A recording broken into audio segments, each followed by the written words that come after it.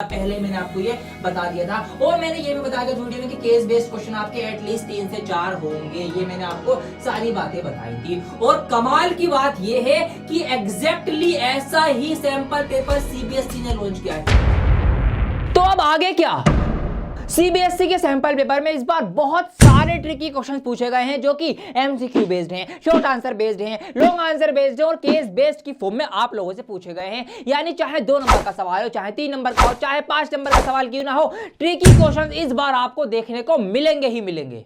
तो इसीलिए आज पहली बार मैं आपको सॉल्व करवाने जा रहा हूं ऐसे 25 इंपॉर्टेंट क्वेश्चंस जो कि कॉम्पिटेंसी टाइप होंगे, एनसीईआरटी में से ही बनाए गए हैं लेकिन घुमा फिराकर और पिछले 10 सालों में बार बार पूछे गए हैं और ये आपके पेपर में पक्का फंसेंगे। ये है मेरी और मेरी टीम की पिछले 2 महीनों की रिसर्च और मेहनत। इसीलिए इस वीडियो का एक एक सवाल आपको लगाना, उसकी प्रैक्टिस करना आपके लिए बहुत ज्यादा जरूरी है। इस वीडियो को एंड तक देखिएगा। तो आइए शुरू करते हैं आज की वीडियो। स्वागत है आप सभी का इंडिया के most subscribed educational teaching YouTube channel sir में।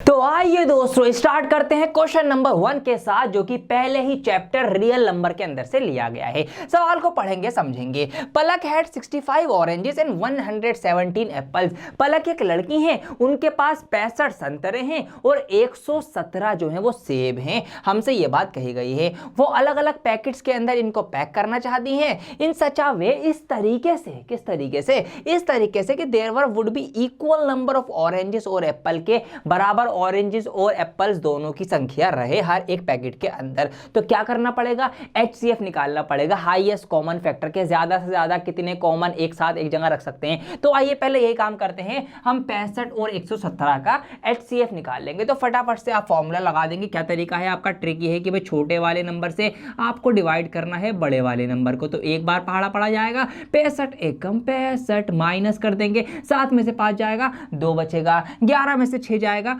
5 बचेगा। फिर जो हमारा अगला ये होता है इसको हम अंदर ले आते हैं, ये हमारा यहां पर आ जाएगा, एक बार दोबारा कटेगा, 52 एकम 52 माइनस कर देंगे, 5 में से 2 जाएगा, 3 बचेगा, 6 में से 2 जाएगा, 6 में से 5 जाएगा तो 1 बचेगा, 1 आ गया आपका यहाँ पर। अब ये 13 बन गया। अब इसको अंदर ले आओ, यहाँ पर डिविडेंड बना दो तो यहाँ पर ये 52 आ जाएगा और 13 चौक 52 होते हैं। इस तरीके से पूरा पूरा कट जाएगा और जैसे ही रिमाइंडर 0 हो जाए उसके जस्ट ऊपर वाला जो नंबर होता है वो हमारा HCF होता है। तो या इसका मतलब ये हुआ कि HCF आपका निकल के आ गया। कितना निकल के आ गया? 13 निकल के आ चुका है। कोई बड़ी बात नहीं थी यहाँ पे। आइए देखते हैं, अब सवाल पढ़ते हैं। सवाल ये है, पहला सवाल, If the HCF of 65 and 117 is expressible, अगर जो HCF आया है उसको हम इस तरीके से दिखा सकें, किस तरीके से? 65m minus 117, then the value of m, तो m का मान ज्ञात कीजिए। m की वैल्यू क्या होगी ये आपको बताना है। मतलब ये जो HCF 13 निकल के आया है इसको हम इस तरीके से लिख सकते हैं। ये कह रहे हैं कैसे हम एक्सप्रेस कर सकते हैं? 65m माइनस का 117, m की वैल्यू निकालो। तो क्या कुछ मुश्किल है इसमें? नहीं, ये तो सिर्फ एक सिंपल इक्वेशन है। इधर उधर करो, नंबर्स को फेंको और आंसर लेके आ जाओ। अब ये माइनस का 117 है, जब ये इधर आएगा इक्वल के तो प्लस का 117 हो जाएगा। यहाँ पर 13 ऑलरेडी है, ये 117 प्लस का हो गया है, इधर 65m रह गया खाली, इनको जोड़ देंगे 130 हो जाएगा, इधर 65m रह गया। अब हमें क्योंकि m की वैल्यू चाहिए तो m के साथ जो 65 मल्टीप्लाई में इसको भी हटाओ, इसको मल्टीप्लाई वाले जिसको डिवाइड में फेंको। तो जब ये 65 यहां से उठकर आएगा तो ये नीचे इसके डिवाइड में आ जाएगा कुछ यहाँ पर इस तरीके से, और इसको हम डिवाइड करेंगे तो 65 दूनी 130 होते हैं। इसका मतलब यहाँ पर ये कट जाएगा 2 बार। इस तरीके से m की जो वैल्यू निकल के आ चुकी है मेरे प्यारे बच्चों, 2 निकल के आ चुकी है और आपका आंसर आ चुका है। तो यहाँ पर आप m की जो वैल्यू 2 है, ऑप्शन कौन सा है? ऑप्शन नंबर बी, इसको आप सही जवाब लगा देंगे। इस तरीके से आपको सवालों को पढ़ना है, क्या पूछा है वो निकालना है, फिर अपने ऑप्शन देखने और आंसर तक पहुंच जाना है। अभी तो शुरुआत है, आगे आगे देखो होता है क्या। बने रहिएगा मेरे साथ। आइए फटाफट करते हैं और सवाल। एक और सवाल देखते हैं इसी चैप्टर के अंदर से। यहाँ पर केस बेस्ड अगर बना तो कैसा बनेगा? यहाँ पर लिखा हुआ है कि the school principal wants to address the student of class 8 to 10th। ठीक है, स्कूल के जो प्रिंसिपल है वो एक भाषण, एक स्पीच देना चाहते हैं क्लास 8 से लेकर 10 तक के बच्चों को, मतलब 8th क्लास, 9th क्लास और 10th क्लास के बच्चों को। ठीक है, ये बात इतनी किस चीज के ऊपर? पर्सनल हाइजीन के ऊपर, कैसे साफ सुथराई रखें, कैसे आप अपना हाइजीन मेंटेन करके रखेंगे। ही आज द टीचर इंचार्ज, उन्होंने इंचार्ज जो है उनसे कहा कि भैया जी मैं एक साथ सब बच्चों को ये स्पीच देना चाहता हूं, तो क्या कीजिए आप ये कीजिए कि arrange all the student of 8th 9th and 10th class in a single hall, एक ही हॉल में, एक ही असेंबली हॉल में 8वीं क्लास के, 9वीं क्लास के और 10वीं क्लास के सारे बच्चों को बुलवा लो। ठीक है, ये प्रिंसिपल ने ऑर्डर दिया है। आगे कहा गया है there are 84 students from 8th class. ठीक है, 84 बच्चे जो हैं वो 8वीं क्लास के हैं, 63 बच्चे जो हैं वो 9वीं क्लास के हैं और 42 बच्चे जो हैं वो 10th क्लास के हैं। ये बात हमें कही गई है, ये आपका केस बन गया। अब सवाल क्या बनता है, what is the minimum number of rows, कम से कम कितनी लाइनें बने, ठीक है, कितनी रोज बने इन विच जिसके अंदर the students can be seated, students बैठ सकें सच दैट, इस तरीके से, किस तरीके से, student belonging to the same class के, सेम क्लास के बच्चे एक लाइन में हो इन द सेम रो। ठीक है, ये बात कही गई है। तो इस तरह से 8वीं 9वीं 10वीं क्लास के बच्चों को बिठाना है कि एक लाइन में एक ही क्लास के बच्चे हों, तो कितनी रोज बनेंगी, ठीक है, कम से कम कितनी रोज बनाई जाए। आइए बात करते हैं। अब देखिए यहाँ पर बड़ा खेल है यहाँ पे। तो सबसे पहले आप देखिए यहाँ पे 84, 63 और 42, ये 3 बच्चे हैं, मतलब ये इतने बच्चे हैं तीनों क्लास के अंदर। तो सबसे पहले अगर यहाँ पे बात हो रही है मिनिमम की, तो बच्चे सोचेंगे भाई मिनिमम मतलब लोएस्ट, मतलब एलसीएम निकाल दो। नहीं, यहाँ एलसीएम नहीं निकलेगा। जी हाँ, यही तो खेल है सोचने का। हमें क्या करना है, सबसे पहले हम इन तीनों का HCF निकालेंगे। हमें ये देखना है कि हाईएस्ट कॉमन फैक्टर, मतलब सबसे ज़्यादा हम कॉमन कितनी रोज बना सकते हैं हर एक की, ये हम पहले देखेंगे। तो 84, 63 और 42, इन तीनों का अगर मैं HCF निकालूंगा, किस किस का HCF निकालूंगा, मैं 84 का निकालूंगा, मैं 63 का निकालूंगा, मैं 42 का। इन तीनों का अगर मैं HCF निकालूँ तो मैंने सोचा कौन सा ऐसा नंबर है जो कि तीनों के पहाड़े में, मतलब तीनों के फैक्टर होगा और हाईएस्ट होगा। तो वो नंबर कहीं ना कहीं 21 निकल के आता है, 21। क्यों? क्योंकि देखिए 21 दूनी 42 होते हैं, ठीक है जी, 21 तियां 63 होते हैं और 21 चौक जो है वो 84 होते हैं, मतलब 21 इन तीनों का HCF है। इसका मतलब ये है कि अगर हम 21 बच्चों की रोज बनाए, तो अगर हम 4 रोज बना देंगे, 4 लाइन बना देंगे, तो 21 चौक 84, 8वीं क्लास के बच्चे निपट गए, मतलब लाइन पूरी की पूरी बन गई। फिर हम दोबारा से 21 रो बनाएंगे, मतलब 21 बच्चों को बिठाएंगे, कितनी रो बना के, 3 रो बना के, तो 21 तिया 63। इस तरीके से ये भी पड़ गए, 9th क्लास के बच्चे भी सारे बैठ गए। फिर हम दोबारा से 21 बच्चों की सिर्फ और सिर्फ 2 रोज बनाएंगे, 2 लाइन बनाएंगे, तो 21 दूनी 42 और इस तरीके से 10th क्लास के बच्चे भी बैठ गए। तो इसका मतलब हम 21 बच्चों की रो बना सकते हैं। अब कितनी रो बनेंगी भाई, 4 रो ये बनी, 3 ये बनी, 2 ये बनी, तो 4 3 7 और 2 9, तो टोटल 9 रोज, ठीक है जी, 9 रोज बन के आ गई। तो 21 ऐसे सीट लगा के हम 9 रो बनाएंगे, तो क्या हो जाएगा, सारे बच्चे बैठ जाएंगे और एक रो में एक ही क्लास के होंगे। ठीक है, यही बात हमसे कही गई है, belonging to the same class are seated in the same row. तो भैया जी ये जो 4 रो हैं इसमें सिर्फ 10th के बच्चे बैठे, ठीक है, सेम रो सेम क्लास। ये जो 3 रो हैं इसमें सिर्फ 9th के बच्चे ही बैठे हैं, इस तरीके से 8 के बच्चे ही बैठे हैं, ठीक है, बेसिकली 8 9 10 इस तरह से। तो इसका मतलब ये हमने सही तरीके से कर लिया है, तो 9 रोज इसका सही आंसर होगा। ये है सारा सोचने का खेल। इसी सवाल के अगले ऑप्शन को और हार्ड बना दिया है, थोड़ा आपको सोचने पर मजबूर कर देंगे ये सवाल, इसीलिए इंपॉर्टेंट सवाल है, ये बहुत ध्यान से समझिए। अब यहाँ पर कहा गया है कि realising that the hall can accommodate more student, हमने ये माना कि और बच्चे आ सकते हैं उसी हॉल के अंदर, तो क्या कर रहे हैं, the school principal now wants to include 98 students of class 7th also. तो प्रिंसिपल ने बोला 7वीं क्लास के बच्चे भी आ जाइए, ठीक है, 7वीं क्लास के बच्चों को भी बुला लिया। What will be the number of students and minimum number of रोज, तो कम से कम कितनी रोज बनाई जाए। रो हमें बराबर बनानी है, एक लाइन में बराबर बच्चे बिठाने, बराबर नंबर के बच्चे बिठाने, मतलब 6 7 8 9 कितने भी, ठीक है, रोज बनानी है हमें। तो मिनिमम नंबर वो क्या होना चाहिए रोज का, मतलब वही हमें क्या बताना है, फिर से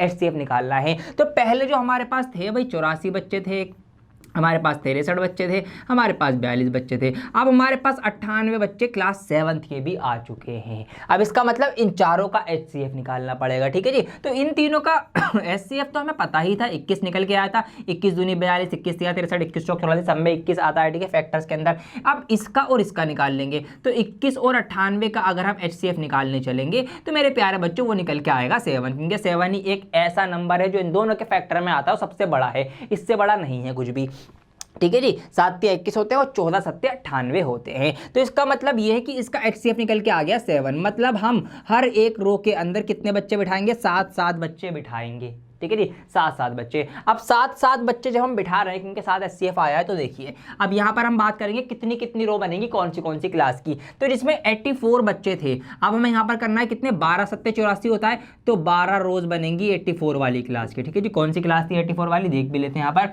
84 स्टूडेंट फ्रॉम क्लास 8। तो 8वीं क्लास के 84 बच्चे, हर एक रो में 7 बच्चे आ रहे हैं, तो 12 रो बन जाएंगी इस तरीके से। अब हमें बिठाने हैं इसके 63 के, तो 7 निम आपके होते हैं 63, तो इस तरीके से 63 बच्चे जो हमारे थे कौन सी क्लास के, 10th क्लास के, वो हमारे बैठ जाएंगे। फिर आपके हो जाएंगे 7 6 42, तो 6 रो बनेंगी दोबारा से कौन सी क्लास की, जो आपके 10th क्लास के हैं। ठीक है, ये 9th वाले हैं, तो ये आपके हो गए। अब 98 आपका यहाँ पर है, तो 7 14 आपके कितने होते हैं, 14 से 98 होते हैं, तो इस तरीके से 98 7th क्लास के भी बैठ चुके हैं। तो ये आ गया आपका नंबर ऑफ रोज निकल के। अब कितनी रोज बनेंगी, अब कितनी लाइन बनेंगी, तो ये लाइन बनेगी, इनको जोड़ लीजिए क्योंकि हर एक लाइन में 7 बच्चे बैठ रहे हैं। सवाल क्या पूछा है, सवाल यही पूछा है कि number of students of same class in one row, एक रो के अंदर सेम क्लास के कितने बच्चे बैठ रहे हैं, तो भैया जी 7 बच्चे बैठ रहे हैं हर एक क्लास के अंदर। ठीक है, हर एक रो के अंदर 7 बच्चे बैठ रहे हैं सेम क्लास के। अब कितनी रोज बनेंगी, ठीक है, मिनिमम नंबर ऑफ रोज, कितनी रोज बन रही हैं, ये सारी रोज है, काउंट कर लीजिए। आपको 14 और ये 14 और 12 आपके हो जाएंगे 26, 9 6 15, 26 और 15 आपके कितने हो जाएंगे 41, तो 41 रोज आपकी बनेंगी। तो इसके ऑप्शन ये सारे यहाँ पर आ चुके हैं रीडिंग से, इनको आप देख लीजिए, सही ऑप्शन आपको पता चल ही चुका है। भैया जी 7 बच्चे बैठ रहे हैं एक रो में, 41 रो टोटल बन रही हैं। तो ये है सारा कॉन्सेप्ट का खेल। केस बेस्ड कितना भी घुमा फिरा के पूछ ले, अब आपसे नहीं छूटने वाला है, क्योंकि मैं आपको ऐसे ही इंपॉर्टेंट क्वेश्चंस करवाता जा रहा हूँ। इसी केस बेस्ड का एक और बढ़िया सवाल देखते हैं, बहुत अच्छे सवाल करवा रहा हूं मैं आज आपको, यहां पर सोचना पड़ेगा आपको दोबारा। अब यहां पर लिखा हुआ है कि एक बस इंचार्ज है, एक स्कूल से पिकनिक जा रही है, तो बस इंचार्ज ने क्या करा है कि 2 लाइन बना दी बच्चों की, लाइन ए लाइन बी। अब लाइन ए से भी बसेज निकल रही हैं और लाइन बी से भी बसेज निकल रही हैं। तो लाइन ए से जो बस निकल रही है ना, वो 15 मिनट के गैप से निकल रही है। मतलब पहली बस निकली मान लीजिए सुबह 9 बजे, तो दूसरी निकलेगी फिर 9 सवा 9 बजे, 9:30, तो हर 15 मिनट के गैप के बाद लाइन ए से बसेज जा रही हैं, बच्चों को बिठा के ले जा रही है पिकनिक पे। और लाइन बी से जो बसेज जा रही है वो हर 20 मिनट के उसके ड्यूरेशन के बाद जा रही है। तो पहली आप चली तो अगली 20 मिनट बाद चलेगी। तो इस तरीके से 2 लाइन से बसेज जो है वो जा रही हैं। अब हमसे ये पूछा है कि how many times do buses on both line A and B leave together between 8 AM to 11 AM। तो 8 बजे से 11 बजे तक अगर ये बसेज जा रही हैं, तो इस बीच कितनी बार ये दोनों बसें एक साथ सेम टाइम पर रवाना होंगी। अगर पहली जो बसेज है वो चली हैं कितने बजे, 8 बजे सुबह, तो ये बताना है सेम टाइम पे कब निकलेंगी, तो कितनी बार निकलेंगी सेम टाइम पे, एक साथ मल्टीपल हो रही है। मतलब हमें क्या निकालना है, लोवेस्ट कॉमन मल्टीपल, एलसीएम निकालना है। कैसे मुझे पता लग गया एलसीएम निकालना है, ऐसे मैंने सोचा भैया लोवेस्ट कॉमन, जो कि दोनों कॉमन, ठीक है, मल्टीपल, जहां दोनों मल्टीप्लाई हो रही हैं, मिल रही हैं, मतलब एक साथ निकल रही हैं, तो हमें इसका मतलब एलसीएम निकालना पड़ेगा। तो ऐसे ही सवालों में आपको एलसीएम निकालना पड़ता है। कोई 2 लड़के घूम रहे हैं, ट्रैक पर टहल रहे हैं, ठीक है, इतने टाइम से वो चक्कर लगा रहे हैं, तो दोनों कितनी बार मिलेंगे, इस टाइप के जो भी सवाल आएंगे आपके एलसीएम निकलेगा। तो सिंपल एज दैट क्या निकालना है आपको, 15 और यहाँ पर 20, ठीक है, 15 मिनट और 20 मिनट दे रखे हैं ना आपको। तो 15 और 20 का अगर मैं एलसीएम की बात करूँ तो लोवेस्ट कॉमन मल्टीपल कौन सा ऐसा नंबर है जो इन दोनों के पहाड़ में सबसे पहले आता है, 15 चौक 60, 20 3 60, तो इसका मतलब 60 इनका जो है वो एलसीएम हो जाएगा। इसका मतलब क्या, इसका मतलब हर 1 घंटे बाद वो बसेज एक साथ मिलेंगी, ऐसी टाइमिंग बैठ जाएगी। जी हाँ, आइए देख लेते हैं। तो जब पहली बार चली हैं 8 बजे चली हैं, चलो जो दोनों चल गई हैं 8 बजे, ठीक है जी, अब शुरू करते हैं। तो अब 60 मिनट बाद, ठीक है, मिनट में था ना ये, तो 60 मिनट, तो इसका मतलब 8 बजे एक साथ चली, तो बाद में कब मिलेंगी, 9 बजे मिलेंगी। तो एक तो वो 9 बजे सुबह एक साथ चलेंगी, ठीक है, फिर 1 घंटे बाद दोबारा 10 बजे चलेंगी, और फिर तीसरे घंटे बाद 11 बजे एक साथ चलेंगी। तो 8 से 11 के बीच में 3 बार वो बसेस एक साथ चलेंगी। ठीक है जी, ये आपका आंसर है। तो ऑप्शन यहाँ पर दिखाए नहीं है मैंने, बाकी इसके ऑप्शन पर आप नजर मारेंगे इस तरीके से, तो 3 ऑप्शन के अंदर आंसर है, तो आप आंसर में टिक कर देंगे, लगा देंगे भैया 3 बार वो बसेस एक साथ चलेंगी। अगर आपको डाउट हो या समझ में नहीं आ रहा हो कि ये कैसे क्या आ गया, तो आप कर लो, कैसे कर लो करवा देता हूँ। देखिए ये ए है, ये बी है, ये 2 लाइंस हैं। अब देखिए सोचिए ज़रा, यहाँ पर पहले तो 8 बजे चल गई, ठीक है, पहली बस तो हमें काउंट ही नहीं करनी क्योंकि जब से तो चलना शुरू हुई है ना, 8 बजे के बाद की अगर हम काउंट करेंगे तो अब देखते हैं यहाँ पर ये तो चल गई एक साथ। अब अगली यहाँ पर चली होगी 8:15 बजे, यहाँ पर कितने बजे चली होगी 8:20 बजे, मतलब 20 मिनट बाद। फिर यहाँ पर अगली चली होगी 15 मिनट बाद 8:30 बजे, फिर यहाँ पर चली होगी 8:40 पे, फिर यहाँ पर चली होगी 8:45 पे, और यहाँ पर चली होगी कितने बजे 20 मिनट बाद, बोले तो 8:60, मतलब 8 बजे और 60 मिनट, 60 मिनट का मतलब 1 घंटा हो गया, मतलब कि 9 बजे चली होगी। अब 20 मिनट बाद 9 बज जाएंगे ना 40 के, और फिर यहाँ 15 मिनट बाद चली होगी 9 बजे। तो ये देखिए 9 बजे फिर से ये बसेस जो हैं, 2 बसेस ए और बी वाली एक साथ निकली हैं। समझ में आई बात? इस तरीके से फिर ऐसे ही 10 बजे निकली हैं, फिर 11 बजे निकली हैं। तो इस तरीके से 3 बार ये बसेस एक साथ निकल रही हैं। ऐसे आपको सोचना है। Guys practice is must at this stage. जिस तरीके से मैं आपको करवा रहा हूं, आपको भी ऐसे ही प्रैक्टिस करनी है चैप्टर वाइज क्वेश्चंस की। और अगर आप चाहते हैं कि आप हर टाइप के क्वेश्चंस की प्रैक्टिस करें इसी तरीके से चैप्टर वाइज, तो इसके लिए मेरा फेवरेट रहने वाला है एजुकार्ड।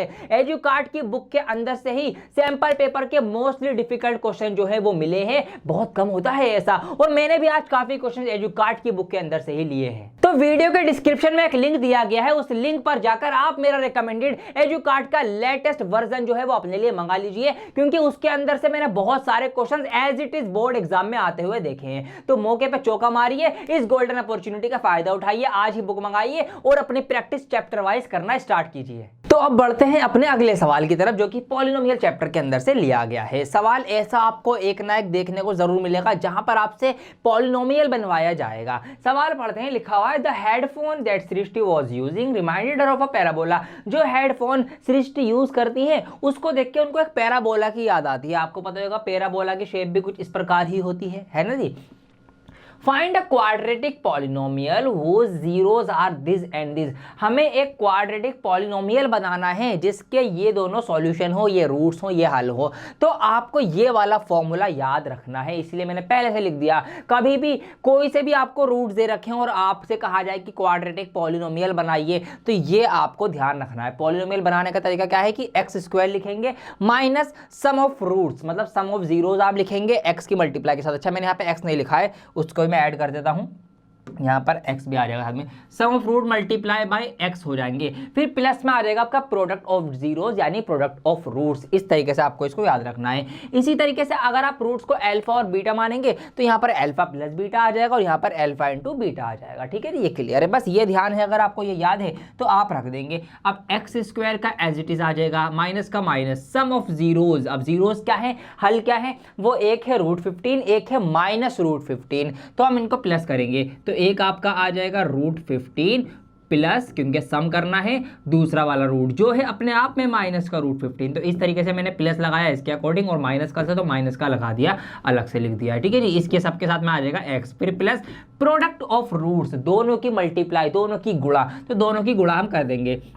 किस किस की गुणा होगी, रूट के 15 की मल्टीप्लाई होगी माइनस के रूट के 15 के साथ। ये हमने यहाँ पर मल्टीप्लाई कर दी है। इसको सिंप्लीफाई कर लेंगे, आपके सामने पॉलिनोमियल जो है बन के आ जाएगा। तो ये तो एज इट इज रहेगा। अब यहाँ पर अगर हम सॉल्व करेंगे तो आप सॉल्व करिए, देखिए एक है आपके पास प्लस का √15 और प्लस माइनस माइनस हो जाएगा, तो ये आपका माइनस का √15 हो जाएगा। किसके साथ है ये, एक्स के साथ है। यहाँ पर कर लीजिए। अब देखिए √15 की जब √15 से मल्टीप्लाई होगी तो मैंने क्या बता रखा है आपको, रूट हट जाते हैं जब भी सेम नंबर की हम मल्टीप्लाई गुणा करते हैं। तो इसका मतलब हम √15 और √15 की मल्टीप्लाई करेंगे तो इसका रूट हट जाएगा, ये सिर्फ और सिर्फ रह जाएगा 15।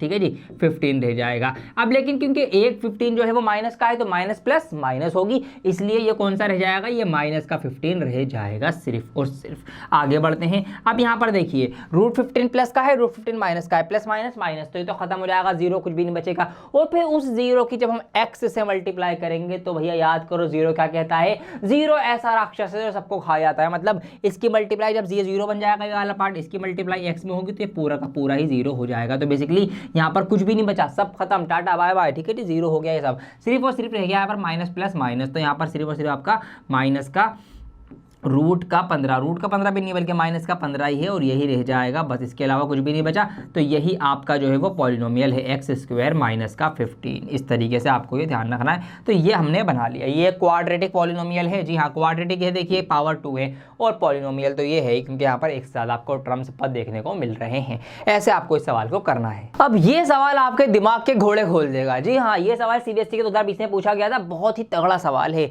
यहाँ पर देखिए समझिए, लिखा हुआ है कि without actually calculating the zeros, कि हमें इक्वेशन के जीरो कैलकुलेट किए बिना, मतलब कोई इक्वेशन का फैक्टर नहीं करना, कोई रूट्स नहीं निकालने, कोई हल, कोई जीरोज नहीं निकालने, कुछ भी नहीं करना है। फॉर्म अ क्वाड्रेटिक पॉलिनोमियल, बिना कुछ भी करे एक क्वाड्रेटिक पॉलिनोमियल बनाओ हो जीरोज, जिसके जो जीरोज हो are reciprocal of the zeros of the polynomial this, इसके उल्टे हो। समझ में आ रही है बात? मतलब ये जो यहाँ पर ये लिखा हुआ है पॉलिनोमियल, इसके जीरोज हमें नहीं निकालने, बिना निकाले हमें एक ऐसी क्वाड्रेटिक पॉलिनोमियल बनानी है जिसके जीरोज इसके जीरोज के उल्टे हों। समझ में आ रही है बात? ये आपको करना है। अब कैसे सॉल्व करना है आइए सोचते हैं। तो बड़ा ही इंटरेस्टिंग सवाल बन गया ना अपने आप में कि इसके जीरोज के उल्टे जीरोज जिस इक्वेशन के होंगे, जिसको पॉलिनोमियल के होंगे, वो पॉलिनोमियल आपको बनाना है। आइए देखते हैं। तो यहाँ पर हमें एक बात पता है, बहुत ही बेसिक सी बात, वो ये है कि भैया किसी भी पॉलिनोमियल के जो जीरोस होते हैं उनका सम ऑफ रूट्स जो होता है वो होता है -b/a। ठीक है जी, क्या होता है? -b/a होता है। अगर मैं यहाँ पे देखूँ -b/a, तो -b मतलब ये b होता है x के साथ वाला, तो ये है +2, तो +2 है। अब यहाँ -b लगाना है तो माइनस प्लस माइनस हो जाएंगे, तो ये -2 आ जाएगा। a क्या होता है? x² का कोएफिशिएंट, जो कि यहाँ पर है 5, तो यहाँ पर मैं 5 लिख दूंगा। तो यहाँ पर अल्फा प्लस बीटा मतलब सम ऑफ जीरोस इस वाली इक्वेशन के तो आ गए -2/5। हमने जीरोस नहीं निकाले, सिर्फ सम हमने कंसीडर कर लिया है। ऐसे ही प्रोडक्ट ऑफ जीरोस भी हमें पता है, अल्फा इंटू बीटा जो होता है वो होता है आपका c/a। c इस इक्वेशन के अंदर है -3, यहाँ -3 लिख दूंगा, और a आपको पता है ये 5 है। तो ये इस वाले पॉलिनोमियल के सम और प्रोडक्ट्स आ गए। अब हमसे कहा गया है कि एक ऐसा पॉलिनोमियल ढूंढो जिसके जीरोस इसके उल्टे हों। इसके उल्टे जीरोस की बात है तो इसके उल्टे जीरोस कर देते हैं। अगर हमने इसके जीरोस को अल्फा और बीटा माना है, तो जो हमारी पॉलिनोमियल है जो हमें चाहिए उसके को हम 1/अल्फा और 1/बीटा मान लेंगे, उल्टा मान लेंगे। ये हमने रेसिप्रोकल कंसीडर कर लिया है। ठीक है जी, दोनों का इसका मैं सम करूंगा। अगर आगे बढ़ूंगा तो नीचे एलसीएम लूंगा, मतलब दोनों की मल्टीप्लाई अल्फा इंटू बीटा हो जाएगी, क्रॉस मल्टीप्लाई होगी अल्फा एकम अल्फा बीटा एकम बीटा, मतलब बेसिकली अल्फा एंड बीटा ऊपर आ जाएगा। अब ये दोनों तो हमने ऑलरेडी निकाल रखे हैं, तो ये यहाँ पर हम पुट कर देंगे। अल्फा प्लस बीटा जो हमारा निकल के आया था, ये निकल के आया था कितना? -2/5। ये मैंने यहाँ पर लिख दिया। फिर ये बड़ी वाली बटे लगा दी, अल्फा इंटू बीटा -3/5 आया था, 3/5 ये लिख दिया। दोनों के नीचे 5 है तो 5 से 5 कैंसिल आउट हो जाएगा, माइनस से माइनस कैंसिल आउट हो जाएगा, ऊपर रह गया हमारे पास 2 और नीचे बचा रह गया हमारे पास 3। तो 2/3 आ गया रेसिप्रोकल वालों के सम का, जो भी हमारा योग था वो आ गया, वो सम आ गया। अब इसी का अगर हम वो करें प्रोडक्ट निकालें, तो क्योंकि हमने रेसिप्रोकल कंसीडर करा है तो अल्फा इंटू बीटा इंटू मतलब 1/अल्फा इंटू 1/बीटा ये होगा। ठीक है जी, रेसिप्रोकल की बात हो रही है, उल्टे हैं। तो यहाँ पर जब ये -3/5 था, इसका उल्टा -5/3 हो जाएगा। तो ये हमारा सम आ गया। सम और प्रोडक्ट निकल के आ गया किसका? उस पॉलिनोमियल का जो हमें चाहिए, क्योंकि वो रेसिप्रोकल था इसका, तो हमने दोनों का रेसिप्रोकल निकाल लिया है। अब आइए अपने इक्वेशन के थ्रू हम बना लेते हैं अपना पॉलिनोमियल। जो आपका फॉर्मूला था, क्या फॉर्मूला था? x² minus sum of roots. ठीक है, रूट का सम, जो सम हमें यहाँ पे पता है कितना है भाई? 2/3x थे, तो यहाँ पे हम 2/3 लिख देंगे, x साथ में आएगा, प्लस प्रोडक्ट ऑफ रूट जो हमें पता है यहाँ पर हमने निकाल लिया है -5/3, तो प्लस माइनस माइनस ही हो जाएगा। तो बेसिकली आप यहाँ पे डायरेक्ट ही -5/3 लिख सकते हैं। अब ये बटे में है, ऐसे चाहे ऐसे छोड़ सकते हैं। अगर ऑप्शन में आंसर दूसरे तरीके से आएगा तो दूसरे तरीके से ले सकते हैं। अब ये बटे यहाँ से हटानी है तो सिंपल एज दैट 3 देखिए इन दोनों में है। ठीक है जी, कॉमन है इन दोनों में, इसके नीचे नहीं है। तो जिसके नीचे 3 नहीं है उसके साथ ऊपर मल्टीप्लाई में 3 लगा दो और बाकी के नीचे से हटा दो। तो इस तरीके से ये आपकी इक्वेशन कुछ इस प्रकार मतलब बन जाएगी। इक्वेशन बोल दो 0 इक्वल लगा के, या पॉलिनोमियल आप कह सकते हैं। तो ये है वो पॉलिनोमियल जिसके हम रूट अगर निकालेंगे तो इसके रूट इस वाले पॉलिनोमियल के रूट के उल्टे होंगे। बिलीव ना हो, ये दोनों आपके सामने है, मैं साइड में हो जाता हूँ, आप निकाल के खुद भी चेक कर सकते हैं इस तरीके से अपने आंसर को। तो ये था बड़ा ही सोचने वाला सवाल, जिसको करवाने में मुझे ही मजा आया। उम्मीद करता हूं आपको भी मजा आ रहा होगा। एक और तगड़ा सवाल आपके लिए लेकर आया हूं, आपके दिमाग की बत्ती और ज्यादा जल जाएगी।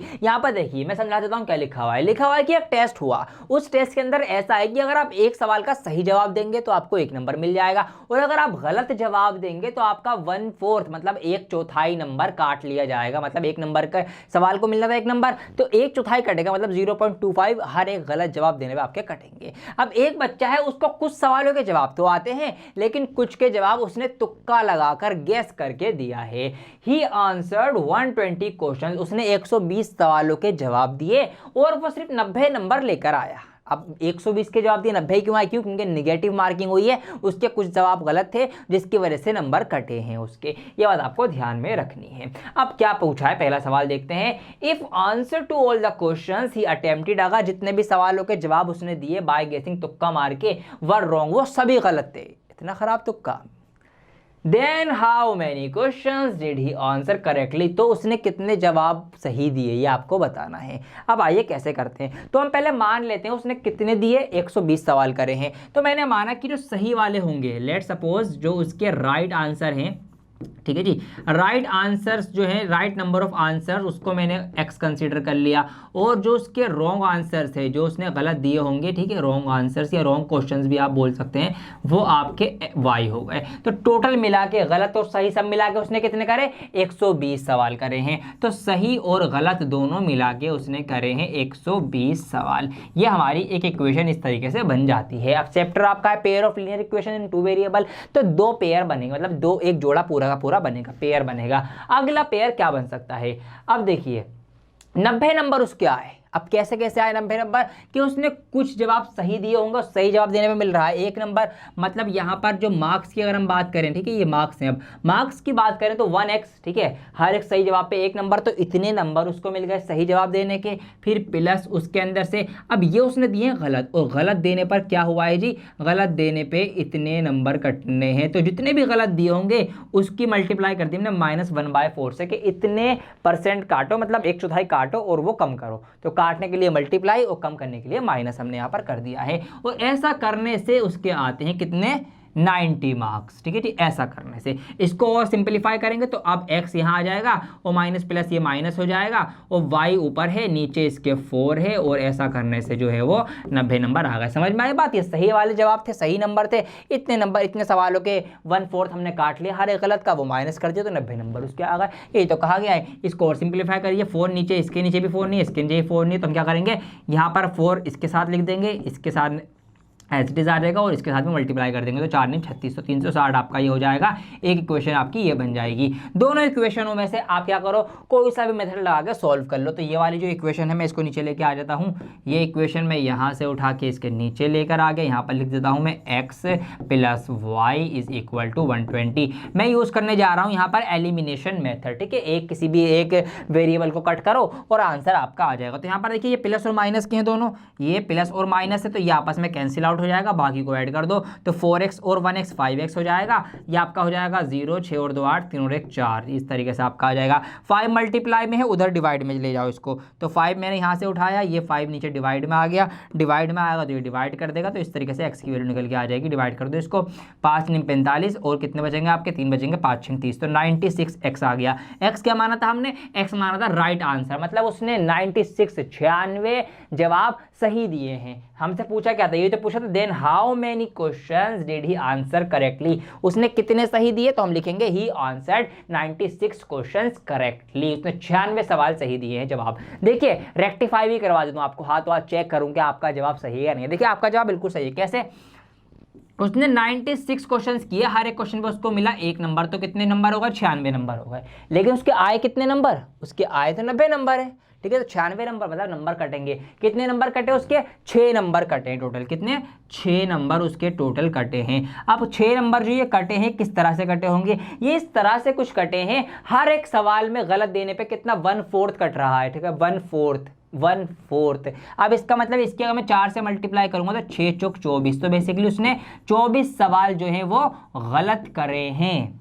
जब भी 24 सवालों का क्या हो जाएगा यहाँ पे, इस तरीके से 24 सवाल जब गलत करें तो गलत करने की वजह से 4 कटा, तो 4 6 24, 6 नंबर उसके कटे हैं। और आप 24 और 96 को जोड़ लीजिए तो आपके पूरे कितने बन जाएंगे, 120 बन जाएंगे, ठीक है जी। यहाँ पे प्लस करके जो असल इस तरह से, तो इसका मतलब 96 गलत करें, सही करें, और 24 गलत करें। अगर गलत का पूछ लेता तो फिर हम 24 भी बता देते। तो अगर आपके कॉन्सेप्ट के लिए फिर आपसे कुछ भी पूछ ले, गलत करे, सही करे, फलाना डिमका पेप्सी लिमका, जो मर्जी पूछ ले आप बता दोगे। अगला है इसका ऑप्शन बी, लिखा हुआ है कि if answer to all questions be attempted by guessing were wrong, अब सेम बात क्या, अगर उसने जितने भी तुक्के मारे वो सब गलत तुक्के मारे, आप में से कोई लग रहा है गलत तुक्केबाज, ठीक है, then how many question he answered correctly to score 95 marks, तो उसको 95 नंबर लाने के लिए कितने सही जवाब देने पड़ेंगे, ये भी सोचना है आपको। ये तो मैं सोच में करवा दूंगा जी, हाँ इसको तो आपको इक्वेशन में आगे कर सकते हो, बाकी सिर्फ सोच का ही खेल है। सोचो, क्या सोचो आप, उसको 95 नंबर लाने हैं,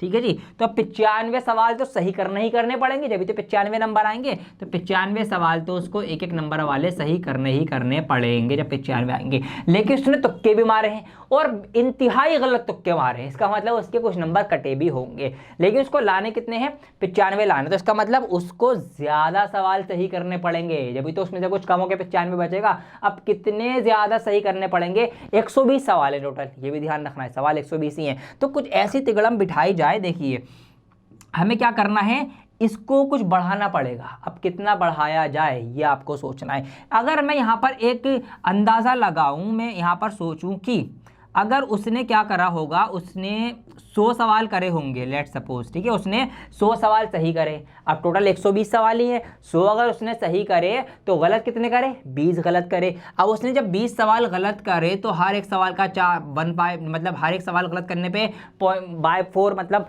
1/4 नंबर कटेगा, तो 20 गलत करने पे 20 का चौथाई काटो तो यहाँ पर आ जाएगा 5, मतलब 5 नंबर उसके कटेंगे। तो 100 नंबर अगर उसने सही करे, 20 गलत करे, उस 20 गलत करने से 5 नंबर उसके कट गए, तो आपके आ गए 95।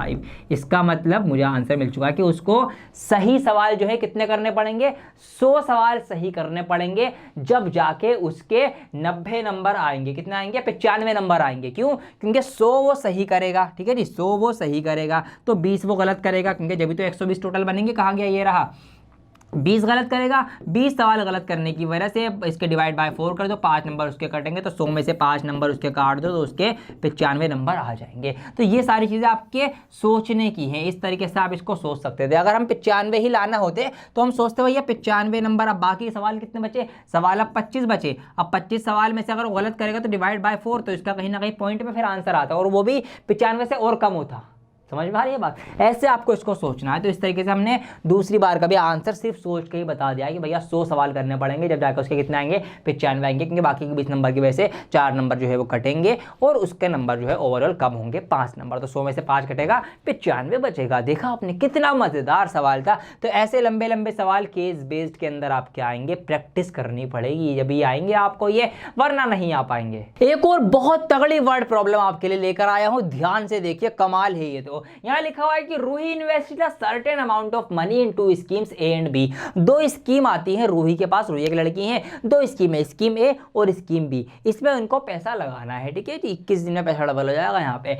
Which offer interest at the rate of 8%, उसको 8% का इंटरेस्ट मिला जाएगा यहाँ पर इस स्कीम में, और बी स्कीम देगी उसको 9% का रिटर्न, मतलब 1 साल बाद उसको 8% और 9% बढ़ के पैसा मिल जाएगा, ये हमसे कहा गया है। शी रिसीव्ड 1860 रुपये उसको मिलते हैं 1 साल के बाद, जो बतौर इंटरेस्ट उसको दिया जाता है। अब हमसे आगे कहा गया है कि had she interchange the amount of investment, कि अगर वो अमाउंट को बदल देती, मतलब जो अमाउंट स्कीम बी में लगाया है वो स्कीम ए में लगाती, और जो स्कीम ए में लगाया है वो अमाउंट स्कीम बी में लगाती, अगर वो ऐसे अपने अमाउंट को बदल के स्कीमों के अंदर लगाती तो उसको क्या होता, उसको 20 रुपये ज्यादा मिलते, ठीक है जी, ऐसा करने से। तो हमें यह बताना है कि how much money did she invest in each scheme, तो हर एक स्कीम में उसको कितने कितने रुपये उसने लगाए हैं, ये बताना है। अब थोड़ा सा आपको इंटरेस्ट का खेल समझना पड़ेगा, वैसे पता ही होगा, आपको याद दिला देता हूँ। लेट सपोज अगर मैंने कहीं पर 100 रुपये लगाए होते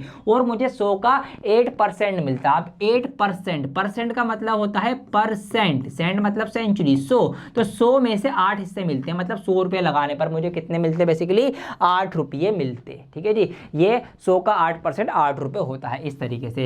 अब ये मान लेते हैं उसने स्कीम ए के अंदर, ए और बी 2 स्कीमें हैं, स्कीम ए के अंदर उसने लगाए होंगे 100 रुपये और स्कीम बी के अंदर उसने लगाए y रुपये, ऐसा उसने लगाया। इसमें उसको इंटरेस्ट मिला कितना, 8%, तो इसका 8% आपका ये हो जाएगा, x का 8%, और इसमें इसको मिल रहा है 9%, तो इसका हो जाएगा 9/100, ये इसका हो जाएगा। ये इंटरेस्ट मिला, ये इंटरेस्ट मिला, दोनों स्कीमों से जो इंटरेस्ट मिला है उसको वो कितने रुपये मिला है, 1860 रुपये मिला है। तो ऐसा करने से 1860 रुपये उसको मिल जाते हैं साल के अंत में, ठीक है जी। थोड़ा इसको सिंपलीफाई कर लो, नीचे 100 है, 100 दोनों का कॉमन लेंगे तो 100 का 100 ही कॉमन आएगा, ऊपर आपका ये एज इट इज रहेगा, और फिर वो जो नीचे 100 है 100 डिवाइड में है वो उधर जाके मल्टीप्लाई कर जाएगा इसके साथ, किसके साथ, 1860 के साथ, मतलब इसके 18600 के साथ। अच्छा 18600 नहीं, 1860 है, तो यहाँ पर ये कर देंगे, यहाँ पे ये कर देंगे। अब 100 की मल्टीप्लाई हुई है तो 2 0 100 के और लग जाएंगे। ये बन गई आपकी इक्वेशन नंबर 1, ठीक है जी। इसको हमने इक्वेशन फर्स्ट नाम दे दिया। अब आगे हमसे कहा गया कि अगर वो अमाउंट को बदल देती, इसको अमाउंट को बदल देती, ठीक है, अमाउंट ही बदला गया है ना, had she interchange the amount, हाँ अमाउंट अगर वो बदल दी होती तो फिर क्या होता, फिर ये होता कि ये आपका y इधर आता, x इधर आता, इस तरीके से कुछ होता। मतलब y पर जो अब 9% मिल रहा था वो 9% अब इसको किस पे मिलता, x पे मिलता, और जो x पे 8% मिल रहा था अब ये 8% किस पे मिलता, y पे मिलता। इसका मतलब कहीं ना कहीं हम इनके ROI बदल सकते हैं, हम ये भी कह सकते हैं। तो अब क्या होगा, अगर वो अमाउंट बदलती तो 9% जो मिलता फिर वो तो x वाले अमाउंट पे मिलता, तो ये आपका x वाला आ गया, और फिर जो यहाँ पर y आ रहा था तो y को मिलता आपका कितना, 8%, तो 8 आता y के साथ। इस तरीके से अमाउंट बदलने पे कुछ असर पड़ता है, और ऐसा करने पे उसको 20 रुपये ज़्यादा मिल जाते।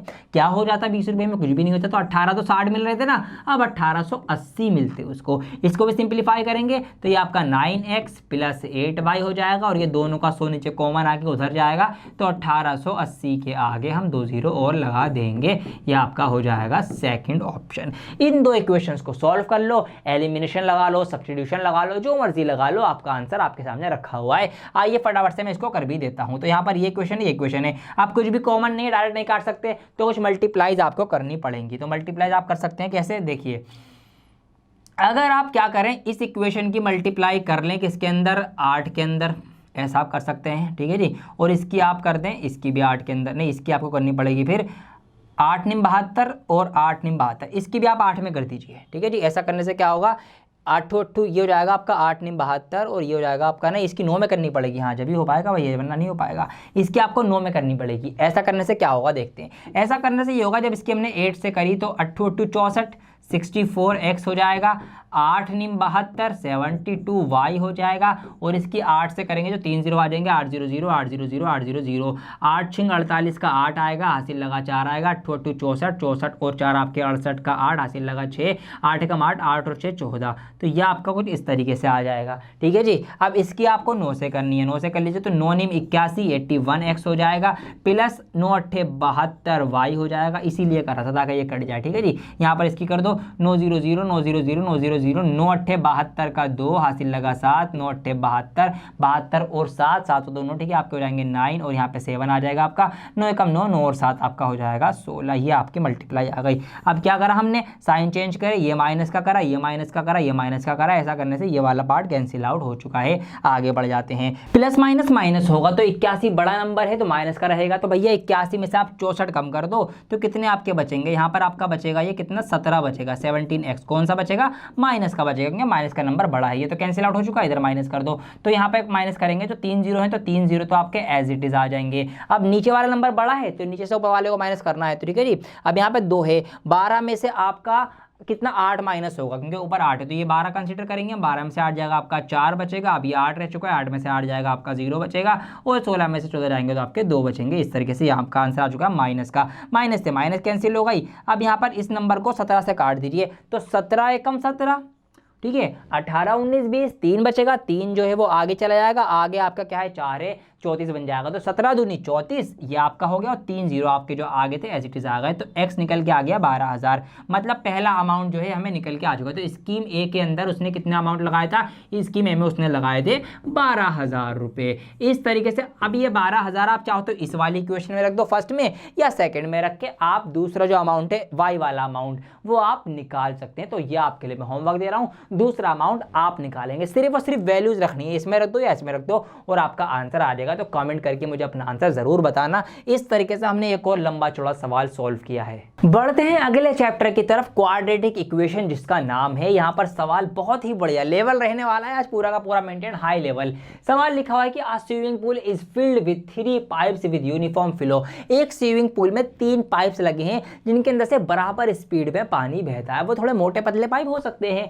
The first 2 pipes operating simultaneously, 2 pipe जो है वो एक साथ चलाए जाते हैं fill the pool at the same time during which, वो उसी टाइम में पूल को फिल करते हैं। कितने टाइम में? जितने टाइम में the pool is filled by the third pipe alone, जितने टाइम में तीसरे पाइप से अकेला भर जाए। मतलब 3 अलग अलग मोटाई के पाइप हैं, 2 पाइप ए और बी एक साथ चल रहे हैं। जितने टाइम में वो पूल को भरेंगे, जो तीसरा पाइप है वो भी वही टाइम लेगा और अकेले ही पूरे पूल को भर देगा। इतनी बात समझ में आ गई? ठीक है जी। The second pipe fill the pool 5 hours faster than the first pipe and 4 hours slower than the third pipe. अब ये कुछ बात कही गई है, इससे ही इक्वेशन बनेगी। पहला ऑप्शन पढ़ते हैं, लिखा हुआ है taking the time taken by the second pipe alone to fill the swimming pool as x our.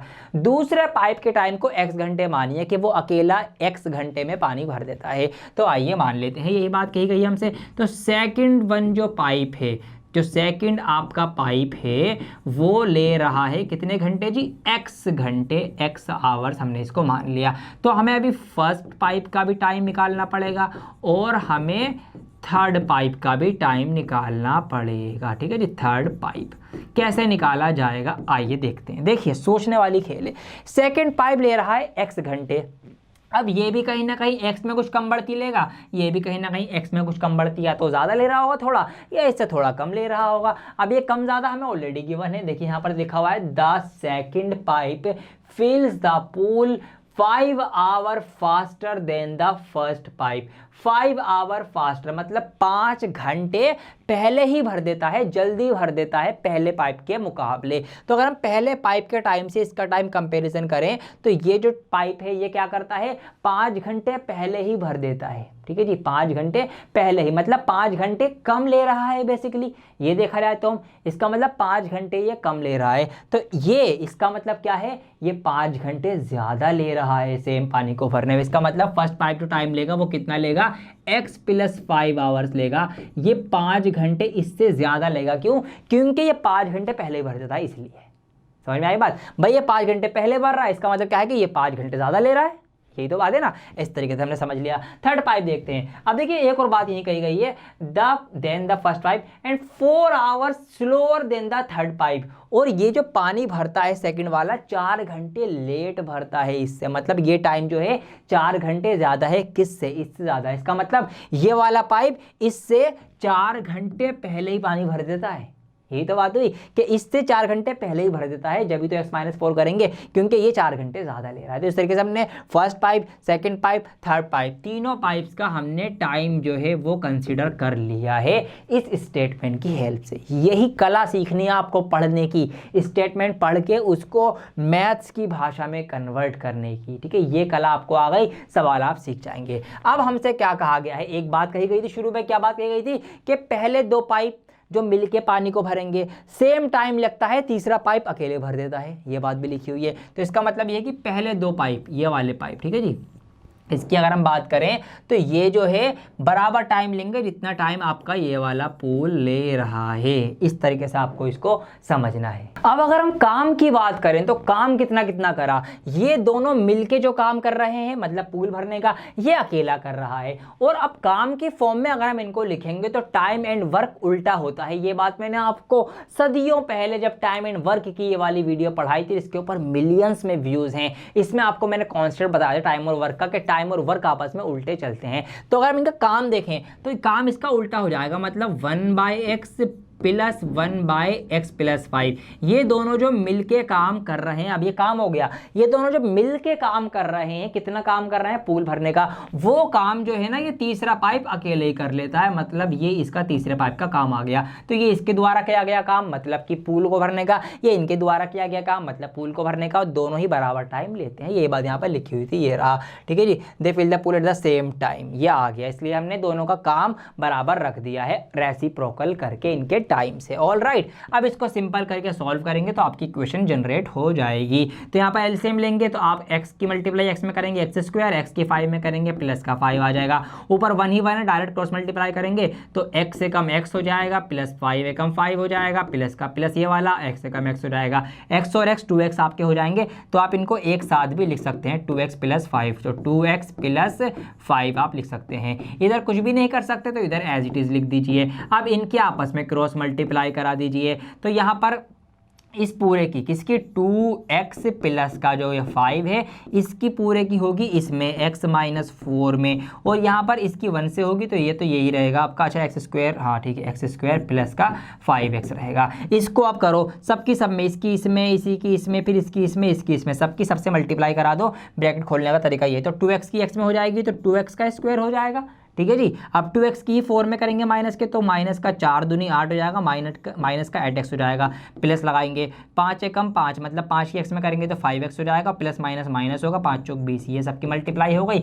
इधर हमारे पास ये दोनों चीज़ें थी, ये हमने रख दी। अब एक 5x प्लस का इधर भी है, एक 5x प्लस का उधर भी है, तो ये दोनों आपस में कैंसिल आउट हो जाएंगे, क्योंकि ये इधर आएगा माइनस का हो जाएगा, तो प्लस माइनस माइनस कटना ही है ऑलरेडी। एक्स स्क्वायर प्लस का है, इधर लेकर आ जाओ माइनस का हो जाएगा, तो 2x स्क्वायर इधर ऑलरेडी है। तो जब 2x स्क्वायर के अंदर से ये वाला x स्क्वायर माइनस होगा तो कितना x बचेगा, सिर्फ एक x का स्क्वायर बचेगा, तो एक x का स्क्वायर माइनस का 8x और माइनस का 20, इधर कुछ भी नहीं बचा, 0। आपका आंसर आ चुका है।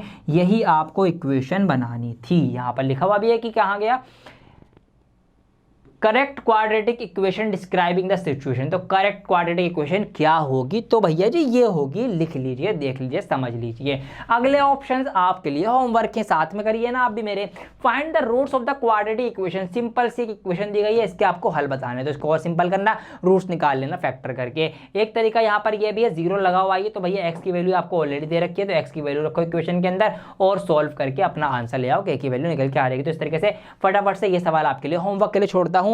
पीडीएफ आपको इसकी टेलीग्राम ग्रुप पे मिल जाएगी, वहां से डाउनलोड कर लेना, इस सबको नोट करके वहां से आंसर करना लगे हाथ तो वीडियो पोस्ट करके भी और कमेंट करके मुझे बताना। क्वाड्रेटिक इक्वेशन का ही दूसरा सवाल, फिर अगला चैप्टर की तरफ हम बढ़ जाएंगे। सवाल है यहाँ पर लिखा हुआ कि Shamsher went to the market with some money to buy pure ghee for a function. Shamsher जो है वो मार्केट गए घी लेने के लिए, फंक्शन था उनके घर में कुछ, ठीक है जी। But he was surprised to find that the cost of the ghee per kilogram had increased by a certain amount. लेकिन वो ये देखकर आश्चर्यचकित हो गए, ये कंफ्यूज हो गए, सरप्राइज हो गए कि घी के प्राइस जो है थोड़े से बढ़ चुके हैं एक सर्टेन अमाउंट से, पर केजी, हर किलोग्राम पे घी का रेट बढ़ गया है। It would now be possible to purchase less ghee for the same amount. क्या हम उसी अमाउंट में सेम अमाउंट, मतलब उसी possible to purchase less ghee, अब हमें उसी अमाउंट में कम घी मिलेगा, जाहिर सी बात है पैसे बढ़े तो घी तो कम ही मिलेगा ना सेम अमाउंट में। अब क्या है सवाल, for what values of a does the quadratic equation this not have real roots.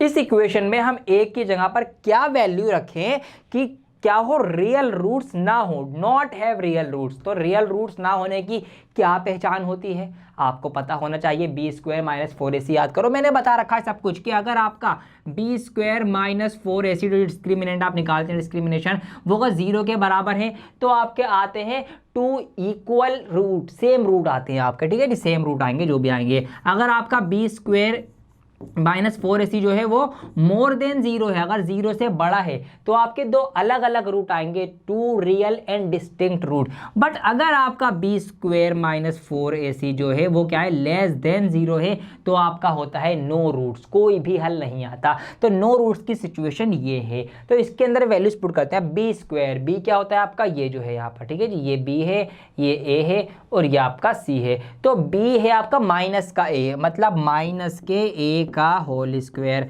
Minus 4 into ए की जगह पर है 1 और सी की जगह पर भी है 1, लेस देन 0। यहाँ पर ए का स्क्वायर करेंगे माइनस हट जाएगा, तो ए स्क्वायर माइनस 4 एकम 4 हो जाएगा, लेस देन 0। ए स्क्वायर, ठीक है जी, लेस देन, ये 4 माइनस का है, इधर आएगा लेस देन के, इधर साइन के इधर आएगा तो आपका पॉजिटिव हो जाएगा। और स्क्वायर के बदले क्या हो जाएगा, इस स्क्वायर के बदले यहाँ पर इसका रूट लग जाएगा, और 4 का जो रूट होता है वो क्या होता है, 4 का जो रूट होता है वो होता है √2 प्लस का या माइनस का, ठीक है जी। प्लस का भी हो सकता है 2, माइनस का भी हो सकता है। क्यों, क्योंकि अगर हम माइनस के 2 का स्क्वायर करेंगे तो भी 4 आएगा, और अगर हम प्लस के 2 का स्क्वायर करेंगे तो भी 4 आएगा। तो 4 का रूट दोनों हो सकते हैं, माइनस का 2 भी हो सकता है, प्लस का 2 भी हो सकता है। तो हमसे क्या पूछा है, for what value of a does the quadratic equation not have real roots. तो कौन सी वैल्यूज ए की होनी चाहिए कि रियल रूट्स ना आए, तो भैया इससे इसके बीच में रहेंगी। तो वैल्यूज जो है वो -2 और 2 के अगर बीच में रहेगी ए की, तो जो रूट्स आएंगे वो फिर रियल नहीं होंगे, हमको ये बताना है।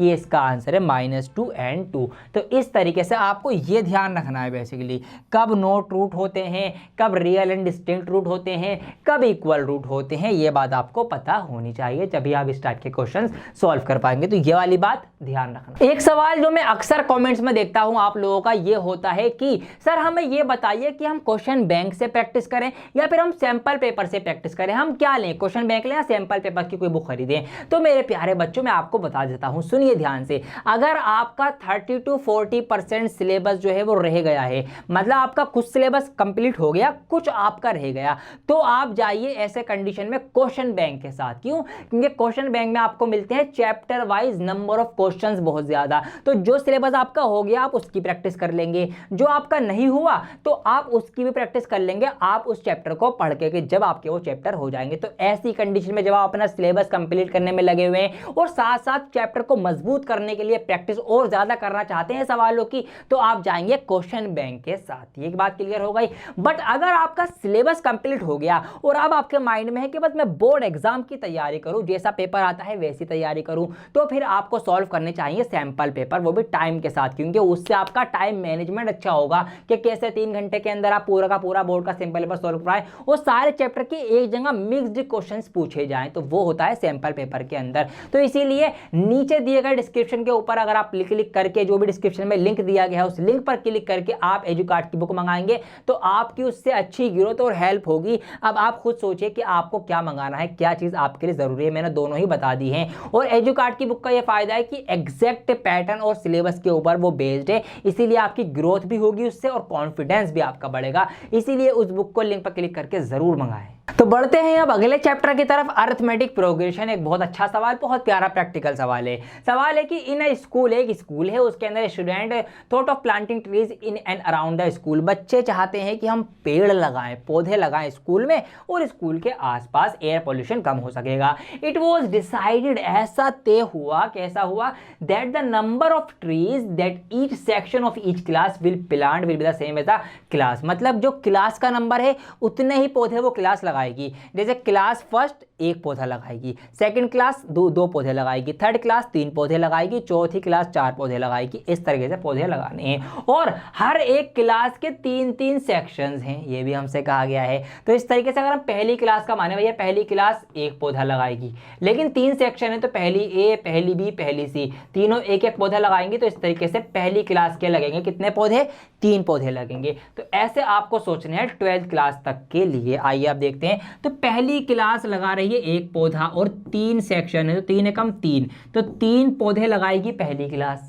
ठीक है जी। इसी तरीके से अगर हम सेकंड क्लास की बात करें, दूसरी क्लास लगाएगी 2 पौधे और सेक्शन कितने हैं? 3 सेक्शन है, तो हर एक सेक्शन 2 पौधे लगाएगा, तो 2 दूनी 4 तियां, इस तरीके से 2 दूनी 4 और 2 तियां 6, तो 6 पौधे लगाएगी दूसरी क्लास। इस तरीके से तीसरी क्लास लगाएगी 3 पौधे और क्योंकि 3 सेक्शन है तो 3 तियां आपके 9 हो जाएंगे और इस तरीके से आपकी एपी बनेगी 3, 6, 9 और इस तरीके से चलते चलते 12वीं क्लास तक हम चले जाएंगे। 12वीं क्लास लगाएगी 12 पौधे और 3 सेक्शन है तो 12 तियां 36 पौधे 12वीं क्लास के सेक्शंस के लग जाएंगे। ये आपकी एपी बन गई, अरिथमेटिक प्रोग्रेशन आपकी बन गई। ठीक है जी, आपकी श्रेणी बन गई है। अब क्या करना है हमको ये करना है कि क्या करना है, हाँ क्या निकालना है, हाउ मेनी ट्रीज, कितने पौधे will be planted by the student, students के द्वारा कितने पौधे लगाए जाएंगे, कितने पेड़ लगाए जाएंगे। तो ये सारे पेड़ लगाए जाएंगे, इन सबको जोड़ दीजिए, पता चल जाएगा ये पहली क्लास के हैं, दूसरी क्लास के हैं, तीसरी क्लास के हैं, चौथी, 5वीं, 6वीं,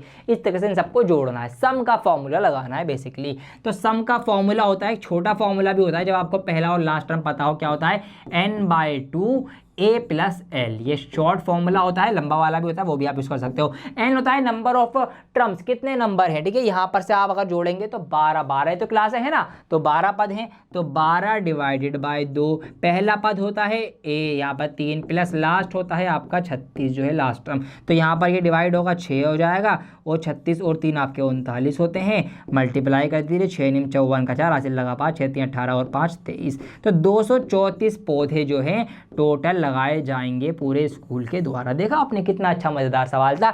एपी के अंदर से एक सवाल हमने ये कर लिया। आइए एक और सवाल देखते हैं। क्वेश्चन लिखा हुआ है आपके सामने कि एक कंपनी है वो एक मशीनरी बनाती है, ठीक है जी, सिंपल मैं आपको समझा देता हूं। एक कंपनी मशीनरी बना रही है, कितने साल पहले से? 15 साल पहले से वो एक टाइप की मशीन जो है वो क्रिएट कर रही हैं। अब कंपनी की जो प्रोडक्शन है ना वो uniformly by a fixed number every year, हर साल एक फिक्स्ड नंबर से बढ़ती है। कॉमन डिफरेंस, फिक्स्ड नंबर बढ़ रहा है, समझना सीखो ना सवाल को। The company produce 700 excavators in the 5th year, 5वें साल में 700 यूनिट मशीनरी बनाई। अब अगर आप बात करें, पहले साल को पहला पद माने, दूसरे साल को दूसरा पद, तीसरे साल को तीसरा टर्म, चौथे साल को चौथा टर्म, 5वें साल को 5वां टर्म। तो 5वां साल मतलब 5th टर्म। 5th टर्म को आप लिखते कैसे हैं? आप लिखते हैं a + 4d, एक डी कम करके लिखते हैं। तो उसने 5वें साल में बनाई 700 यूनिट। ठीक है जी, आगे बढ़ जाते हैं। फिर हमसे आगे कहा गया इन the 5th year and 1180 excavators in the 11th year, और 11वें साल में बनाई कितनी? 1180। 11वां साल मतलब 11वां पद। 11वां पद आप कैसे लिखते हैं? 11वां पद आप लिखते हैं a + 10d, और कितनी बनाई है उसने यहाँ पर? 1180। ये आपकी दूसरी इक्वेशन आ गई। सॉल्व करो, आंसर पाओ, simple as that. Elimination method use करूंगा, minus minus minus plus minus minus होता है, कैंसिल आउट हो गया। 10 में से 4 जाएगा तो आपका माइनस का 6d बचेगा। यहाँ पर आप माइनस करेंगे 0 8 और 4 बचेगा, माइनस से माइनस कैंसिल आउट हो जाएगी। d बराबर 480 डिवाइडेड बाय 6 और 6 8 48 होते हैं, तो d आपका निकल के आ गया 80। तो कॉमन डिफरेंस निकल के आ गया 80, मतलब हर साल 80 यूनिट जो है बढ़ते चले जा रहे हैं। इसकी हेल्प से आप a निकाल लो। a कैसे निकाल सकते हैं? कोई सी भी एक इक्वेशन में आप एक की जगह पर इस d की वैल्यू को पुट कर दीजिए। तो यहाँ पर मैंने पहली इक्वेशन उठाई, इसके अंदर मैंने d की वैल्यू दी। d यहाँ पे 80 है, 8 चौक 32 तो 320 हो जाएगा d। यहाँ पर 700 है, a की वैल्यू निकाल ली है, तो 700 में से आप क्या करेंगे? 320 माइनस कर देंगे, माइनस करेंगे 0, 10 में से 2 गया आपका 8 बचेगा, और 7 में 3 जाएगा आपका कितना बचेगा? 7 में से, अच्छा 10 नहीं 6 में से 3 जाएगा आपका 3 बचेगा, तो 380 आपका आंसर आ जाएगा। ए 380 आ गया। अब ए क्या होता है? ए होता है फर्स्ट टर्म, और हमें से पूछा गया है, पहले ऑप्शन हमसे पूछा है what was the companies production of excavators in the first year, पहले साल में कितने बनाए थे उसने यूनिट? तो हमने बता दिया पहले साल में 380 यूनिट जो है उसने बनाए थे। सिंपल एज दैट, आंसर निकल के आ चुका है। अगला ऑप्शन आप ट्राई कर लेना, what was the total production of excavator in the first 8 year, पहले 8 सालों में कितने टोटल मशीनें बनी? तो पहले 8 पदों का आपको योग निकालना है, सम निकालना है। सिंपल एज दैट, निकाल के करके कमेंट कर देना। बढ़ चुके हैं अगले चैप्टर की तरफ। ट्राइंगल इसका नाम है। इसके अंदर से क्या क्या चीजें थ्योरम आपको याद रखनी है, इस सवालों की हेल्प से हमसे वो पता चल जाएगा। लिखा हुआ है कि kitchen garden of Mrs Sanjana is in the form of a triangle as shown. ठीक है, किचन एरिया है ये मिसेस संजना का, इस तरह से ट्राइंगल की फॉर्म में है। She wants to divide it into 2 parts, इसको वो 2 पार्ट्स में बांटना चाहती हैं। एक आप ट्राइंगल देख सकते हैं, यहाँ पर ये बना हुआ है ट्राइंगल, और एक नीचे ट्रेपेजियम आप देख सकते हैं, यहाँ पर ये ट्रेपेजियम बन गया है। ऑल राइट, अब यहाँ पर हमको कुछ मेजरमेंट्स दी गई हैं। लिखा हुआ है कि शी टेक्स PE बराबर 4 सेंटीमीटर। ये जो PE है ये 4 सेंटीमीटर है, ये जो QE है ये 4.5 सेंटीमीटर, अच्छा मीटर है कोई बात नहीं जी। PF जो है ये आपका 8 मीटर है, और RF मतलब ये जो FR या RF है ये आपका 9 मीटर है। तो हमको बताना है क्या इज EF पैरेलल QR, क्या EF और QR पैरेलल है कहाँ पे? देख लो, EF ये रही, तो क्या ये EF और ये QR ये पैरेलल हैं या नहीं, ये आपको बताना है। Justify your answer.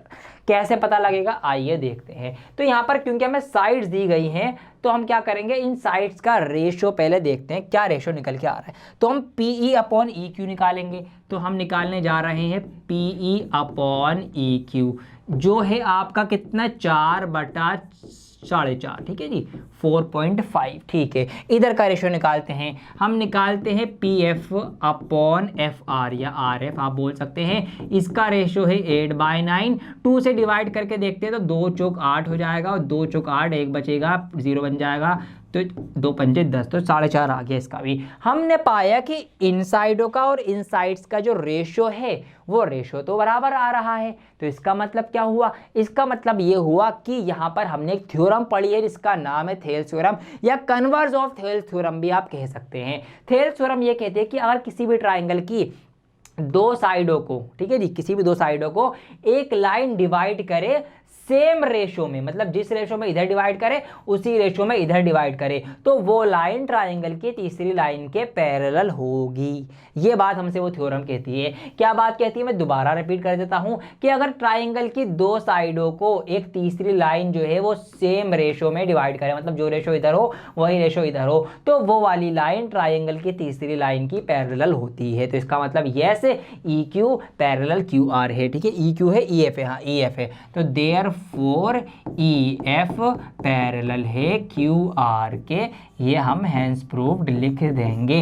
रीजन क्या है आपको मैंने बता दिया, जो थ्योरम याद होनी चाहिए। दोस्तों अगला सवाल है एक बहुत ही बेहतरीन इमारत के ऊपर जो कि पेरिस के अंदर मौजूद है, पिरामिड के फॉर्म में, इसको शीशों से बनाया गया है, बहुत ही खूबसूरत देखने में ये लगती है, इसके ऊपर ही सवाल बनाया गया है। सवाल में हमसे कहा गया है कि इसकी अगर हम शेप को एक 2D फिगर के अंदर देखें तो इस तरह से कुछ नजर आती है, जहां पर क्या क्या है, यहाँ पर हमारे पास 2 तो हमें ट्राइंगल नजर आ रहे हैं, एक है ट्राइंगल ABC बड़ा वाला, एक छोटा ट्राइंगल है DEF। ये 2 ट्राइंगल हमें सामने से देखने में नजर आते हैं, जिसके अंदर DE पैरेलल AB है, मतलब ये जो DE है ये पैरेलल है AB के, और ये जो EF है ये पैरेलल है BC के। ये दोनों लाइंस आपस में पैरेलल है हमसे कही गई है, और हमें कुछ मेजरमेंट्स भी दे रखी है यहाँ पर पहले ऑप्शन के अंदर। क्या निकालना है हमको, find measure of side EF, हमें EF निकालना है जो कि ये वाली साइड है, ये कितने मीटर की होगी, कैसे निकाल सकते हैं आइए। उससे पहले सवाल और है, which axiom is used in proving similarity of triangle ABC and DF। इन दोनों ट्राइंगल्स को आप सिमिलर किसकी बुनियाद पर कहोगे कि ये सिमिलर हैं, तो सिमिलर के लिए अगर हम देखें, क्योंकि ये दोनों ट्राइंगल इस AC बेस के ऊपर बने हैं, ठीक है जी, इस बेस के ऊपर दोनों बने हैं, और ये लाइन पैरेलल है। पैरेलल जब होंगी, जब एक जैसी मात्रा में झुकी हुई होंगी इस तरीके से, मतलब इनके बीच में गैप बराबर होगा, जब सेम झुकी होंगी जब भी तो पैरेलल होंगी ना, अगर ये कम ज़्यादा झुकी होती तो कट जाती हैं, लेकिन कटेंगी तो नहीं, पैरेलल है मतलब सेम झुकी हुई है, मतलब सेम एंगल बना रही है बेसिकली देखा जाए तो। यहाँ पर एंगल A पर और एंगल D पर सेम एंगल बन रहा है क्योंकि ये पैरेलल हैं। सेम यही चीज़ इधर भी होगी, ये वाला एंगल और ये वाला एंगल बराबर होगा क्योंकि ये दोनों भी लाइंस पैरेलल हैं। तो इसका मतलब बाय एंगल क्राइटेरिया ये दोनों ट्राइंगल जो हैं वो कैसे हैं, सिमिलर हैं। तो कौन सा क्राइटेरिया, कौन सा एक्सियम लगा रहे हैं आप, एंगल वाला। अब हमें निकालना है ये, तो इसके लिए सिंपल सी बात है, आप रेशो देखो इनका, किस रेशो में ये छोटी बड़ी है उसी रेशो में ये वाली छोटी बड़ी होंगी, सिंपल एज दैट। तो इनके जो रेशो हैं वो बराबर होंगे। तो यहाँ पर आप अगर लिख के करेंगे तो ऐसे करेंगे आप AB/D, ठीक है। वैसे तो माइंड में आप इसका आंसर ला सकते हैं जो बराबर होगा किसके, BC/EF के, ठीक है जी, EF के। अब क्या क्या आपको पता है, आपको AB पता है 15 है, DE पता है 10 है, आपको ये पता है 21 है, और ये आपको निकालना है। कुछ कटेगा तो काट सकते हैं यहाँ पर, तो यहाँ पर ये कट जाएगा 5 3 15, 5 दूनी 10, तो ये आपका हो जाएगा कट के 3/2 बराबर ही हो जाएगा आपका 21 और EF। 3 से कट जाएगा, 3 सत्ते 21 होते हैं, और क्रॉस मल्टीप्लाई करेंगे तो EF की यहाँ पर 1 है, तो EF बराबर 7 दूनी 14, आपका आंसर आ जाएगा 14 मीटर। EF निकल के आ चुका है। माइंड में करना था, ऐसे सोच लेते भैया इसके 3 हिस्से अगर हम करेंगे, या ऐसे सोच लो इसका 1.5 गुना है ये, इसका 1.5 गुना है ये, तो किसका 1.5 गुना 21 होता है, ठीक है जी। तो 14 का 1.5 गुना 21 होता है क्योंकि 7 दूनी 14 और 7 3 21 होते हैं, इस तरह से 5 दूनी 10 5 3 15, तो यहाँ पर 14 आपका आंसर आ चुका है। सिंपल एज दैट, ऐसा आपको करना है। एक और ऑप्शन इसका आपके लिए छोड़ता हूँ, जरूर ट्राई करना। बढ़ते हैं कोऑर्डिनेट ज्योमेट्री की तरफ। लास्ट 2 क्वेश्चन आपके रह जाते हैं। यहाँ लिखा हुआ है a rough coordinate map of Sumit's locality is shown below. यहाँ पर सुमित एक लड़का है, उसके इलाके का मैप दिया गया है रफली बनाकर। हमें दी ये क्या क्या चीजें, art supply store, art gallery, hotel, furniture, grocery, science lab. आइए पहला ऑप्शन पढ़ते हैं। लिखा हुआ है कि what are the coordinates of the science lab. Science lab के कोऑर्डिनेट्स क्या, मतलब साइंस लैब के एक्स और वाई के एक्सिस के हिसाब से क्या कोऑर्डिनेट्स हैं। तो ये तो आप देख के बता देंगे, बड़ा ही मजेदार सवाल है। तो ये है आपका 0, जहां पर एक्स और वाई दोनों चीजें 0 हैं। अब क्या है, साइंस लैब ये रही, ठीक है जी, ये बना हुआ यहाँ पर आपके सामने। तो एक यूनिट ये बड़ी है एक्स एक्सिस में, और 5 5 यूनिट ये बढ़ी है वाई एक्सिस में, तो इसका मतलब इसका x का कोऑर्डिनेट 1 यूनिट है और y का कोऑर्डिनेट 5 यूनिट है, तो ये आ जाएगा 1 और 5। तो ये आपका आ जाएगा क्या, साइंस लैब का कोऑर्डिनेट्स आ जाएंगे साइंस लैब के। तो आप लिख देंगे साइंस लैब जो है वो क्या कोऑर्डिनेट्स है उसके 1 और 5, है ना मजेदार। किसी का भी पूछ लेता है ऐसे हम बता देते। अगला option, Sumit first goes to the grocery store from the science lab. पहले सुमित साइंस लैब से ग्रोसरी स्टोर गया है, तो साइंस लैब मतलब सुमित यहाँ खड़ा था, यहाँ से आ गया है वो ग्रोसरी स्टोर पर सामान लेने, यहाँ पर आ गया, तो यहाँ से यहाँ तक वो चला है पहले। तो उसके बाद क्या होता है, grocery science lab and then, और फिर टू द होटल, फिर वो होटल गया, तो वो यहाँ से सामान लेके होटल चला गया, यहाँ पे होटल पे आके यहाँ पे टिक गया है। Find the total distance travelled by him, तो उसने टोटल कितना फासला तय किया ये हमको बताना है। तो देखिए सिंपल है सेट, यहाँ से यहाँ तक का तो हमें दिख रहा है भैया, यहाँ से यहाँ तक 1 यूनिट, यहाँ आ गया 2 यूनिट, 3 यूनिट, तो 3 यूनिट तो वो ऐसे लंबाई पे चला, क्यों, क्योंकि यहाँ पर वो 1 यूनिट से पहुंच गया 4 यूनिट पर, मतलब 3 यूनिट यहाँ चला, 1 2 3। अब ये कितना यूनिट चला, इसको समझने के लिए आपको क्या सोचना पड़ेगा, यहाँ पर एक ट्राइंगल ऐसे कंसीडर करना पड़ेगा और आपको पाइथागोरस थ्योरम लगा के या फिर डिस्टेंस फॉर्मूला लगा के इसका आंसर पता लगाना पड़ेगा। अब ये 1 यूनिट लंबाई 1 यूनिट चौड़ाई होती है ग्राफ की, आपको पता है मुझे पता है, तो अगर मैं इसको लंबाई ये और ये बेस और हाइट 1 यूनिट मानूं तो हाइपोटेनस कैसे निकलेगा, 1 का स्क्वायर प्लस 1 का स्क्वायर, ठीक है, परपेंडिकुलर और बेस का स्क्वायर जो होता है वो बराबर हाइपोटेनस के होता है, तो 2 आ जाएगा और 2 का आपका क्या आ जाएगा, 1 का स्क्वायर 1 ही होगा, 2 होगा फिर उसका रूट, तो √2 आ जाएगा बेसिकली ये वाला डिस्टेंस जो हाइपोटेनस होगा इसमें। तो हम टोटल डिस्टेंस बता देंगे, 3 यूनिट जो है ऊपर वाले हो जाएंगे, तो टोटल डिस्टेंस जो होगा वो आ जाएगा, टोटल डिस्टेंस कवर्ड या ट्रेवल्ड बाय सुमित कितना, 3 + √2, ठीक है जी, मीटर है तो मीटर में लिख देना और जैसा भी है लिख देना। तो यहाँ पर 3 यूनिट ये वाले आ गए और ये √2 आ गया, तो 3 + √2 आ गया। तो देखा आपने कितने मज़ेदार सवाल हैं, कॉन्सेप्ट छुपे हुए हैं। ऐसे ही कॉन्सेप्चुअल सवालों की प्रैक्टिस अगर आप और करना चाहते हैं तो वीडियो के डिस्क्रिप्शन में लिंक दिया गया, उस लिंक पर क्लिक करके हर एक चैप्टर के 100+ क्वेश्चंस दिए गए हैं उसके अंदर, तो उस बुक को आज ही अपने घर मंगाइए जुगाड़ की और 100+ क्वेश्चंस की हर एक चैप्टर के अंदर से प्रैक्टिस करिए, अपने आप को प्रैक्टिस का किंग बनाइए। अगर आप यहाँ तक वीडियो में पहुँच गए हैं तो मैं आप लोगों को बधाई देना चाहूँगा, क्योंकि आप ही हैं सच्चे लर्नर जो कि सीरियस होकर पढ़ाई कर रहे हैं, तो आप ही लोग कामयाब होंगे, पूरी उम्मीद है आपसे। यहाँ पर सवाल है आखिर इस वीडियो का, स्टूडेंट ऑफ स्कूल, एक स्कूल के कुछ स्टूडेंट्स हैं are standing in a row and column in their playground for a drill. एक ड्रिल होती है सुबह सुबह, ठीक है, सावधान विश्राम उसके लिए खड़े हुए हैं। ABCD are the position of 4 student as shown in the figure. तो ये जो ABC और D ये आप देख रहे हैं, ये कोई 4 स्टूडेंट्स हैं जिनकी पोजीशन हमें ग्राफ पेपर के ऊपर दी गई है। सवाल ये है कि is this possible to place Jaspal in the drill in such a way, क्या ऐसा मुमकिन है कि जसपाल नाम के एक लड़के को हम इस तरीके से खड़ा करें किस तरीके से कि he is equidistance from each of 4 student, के वो A से B से C से और D से इन चारों से बराबर दूरी पर आ जाए, मतलब इन चारों से उसकी दूरी बराबर हो। क्या ऐसी किसी जगह पर खड़ा कर सकते हैं क्या उसको, और अगर कर सकते हैं if so what should be his position, तो उसकी पोजीशन क्या होगी, क्या कोऑर्डिनेट्स उस पोजीशन के होंगे। अब अगर आप ग्राफ पे नजर मारें तो क्या हो सकता है, आइए पहले पॉइंट्स लिख लेते हैं। B के पॉइंट है X पर 7 और 9, तो यहाँ पर इसके तो है 7 और 9, ये मैंने इसके कोऑर्डिनेट्स लिख लिए, ठीक है जी। इसके लिख लीजिए D के हैं 7 पे ये भी, और 1 है, 7 और 1 हो जाएगा। C के पॉइंट क्या है 11 और 5, तो यहाँ पर 11 और 5 हो जाएगा। इसके पॉइंट क्या है 3 और 5, ये हो जाएगा।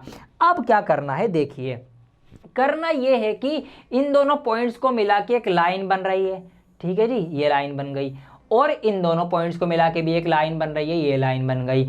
अब अगर हम कहीं ना कहीं इन दोनों का मिड पॉइंट ये आ रहा है बिल्कुल बीचों बीच में, अगर हम देखें यहाँ पे, तो ये है वो मिड पॉइंट जहां पर हम जसपाल को खड़ा कर सकते हैं, क्योंकि ये फासला इधर से इधर से इधर से इधर से सब जगह से बराबर है। देखिए 1 2 3 4 यूनिट इधर, 1 2 3 4 यूनिट इधर, 1 2 3 4 यूनिट इधर, 1 2 3 4 यूनिट इधर, मतलब हम कहीं ना कहीं बिल्कुल बीचों बीच में जसपाल को खड़ा कर सकते हैं। लेकिन इसके पॉइंट क्या है, ग्राफ पे देख के हालांकि हमें मिल गए हैं 7 और 5, तो इसका आंसर 7 और 5 होगा, ग्राफ पे देख के बता दिया हमने, लेकिन सॉल्व तो करो, करके तो बताओ। तो हम क्या करेंगे, अब इसको आप एक पैरेलल वो इसको आप इस तरीके से क्वाड्रिलेटरल मान सकते हैं, ठीक है, लाइंस बना के कर सकते हैं। हमें बेसिकली मिड पॉइंट फॉर्मूला लगाना है, सिंपल सा है, मिड पॉइंट फॉर्मूला लगाओ तो बी ओ डी, तो बी ओ डी को एक लाइन कंसीडर अगर हम करेंगे तो मिड पॉइंट थ्योरम क्या कहते हैं, मिड पॉइंट फॉर्मूला कहता है x1 plus x2 divide by 2, y1 plus y2 divide by 2। तो इस तरीके से आप x1 x2 को जोड़ के आधा कर देंगे, तो x1 और x2 सात और सात 14,